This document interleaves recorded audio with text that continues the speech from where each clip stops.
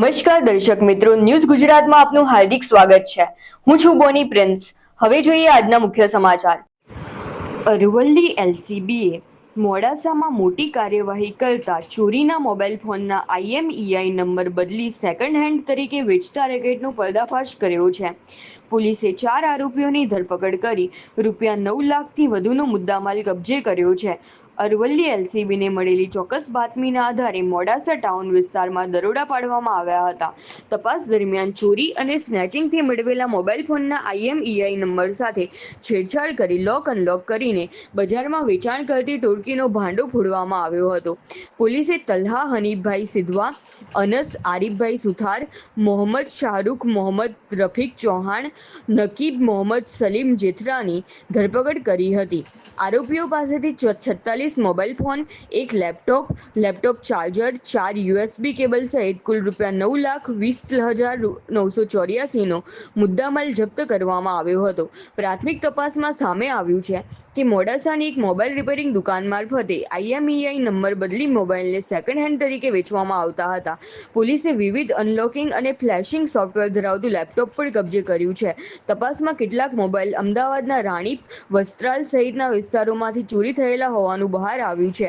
સમગ્ર કેસની વધુ તપાસ મોડાસા સાયબર ક્રાઇમ પોલીસ દ્વારા હાથ ધરવામાં આવી છે. આ કાર્યવાહી અરવલ્લી એલસીબીના PI MH ઝાલાના માર્ગદર્શન હેઠળ PSI VD વાઘેલા, PSI વિજય તોમર તથા એલસીબી ટીમે સફળતાપૂર્વક હાથ ધરી હતી. Rakesh Patel, news Gujarat, bureau office, Modasa.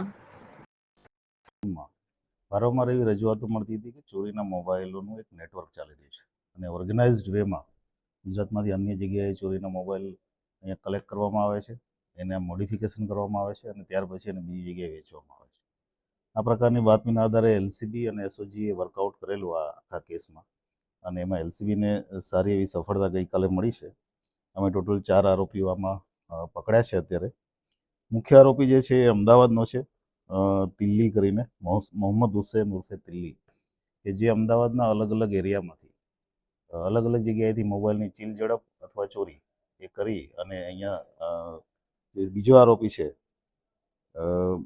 તલ્હા હનીફભાઈ Sindhva, એ અને એની સાથે બીજા 3 જણા એમને અહીંયા મોબાઈલ આપતો હતો.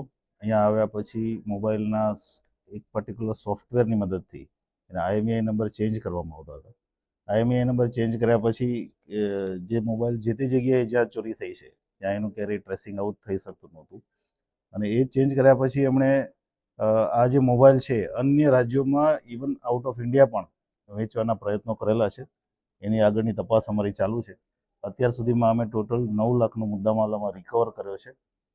40 જેટલા મોબાઈલ અમને અત્યારે મળ્યા છે આમાં અને આગળની તપાસ જે છે એલસીબી કરી રહી છે. આગળની કાર્યવાહી ચાલુ છે. લક્ષ્મી માર્કેટ એક આવું મોબાઈલ ચોરીના મોબાઈલ વધારે આવતા હોય છે, તો આ જગ્યાએ આ લોકો વેચાણ કરેલું છે પૈસા આવ્યું છે. અમે અત્યારે આખી ટ્રેલ કાઢી રહ્યા છીએ, કેમ કે આની પહેલાં પણ લગભગ 1.5 મહિના પહેલાં અમે 100 મોબાઈલ અલગ અલગ જગ્યાએથી એસઓજી દ્વારા પકડવામાં આવેલા અને આજે પણ અમને 40 મોબાઈલ મળ્યા છે. મોટાભાગના જે મોબાઈલ છે એન્ડ્રોઈડ ફોન છે, પણ અમે આગળની તપાસ, એની ટ્રેલ ક્યાં ક્યાં જઈ રહી છે અને આખી ઓર્ગેનાઇઝડ ગેંગ કેવી રીતે કામ કરે છે એની તપાસ વધારે કરશું, પછી જ આપને વધારે વિગત આપી શકીશ. મોબાઈલના ઉપયોગથી કોઈ ક્રાઇમ અને અંજામ આપ્યો છેતરપિંડી કરતા એવું કઈ તપાસમાં?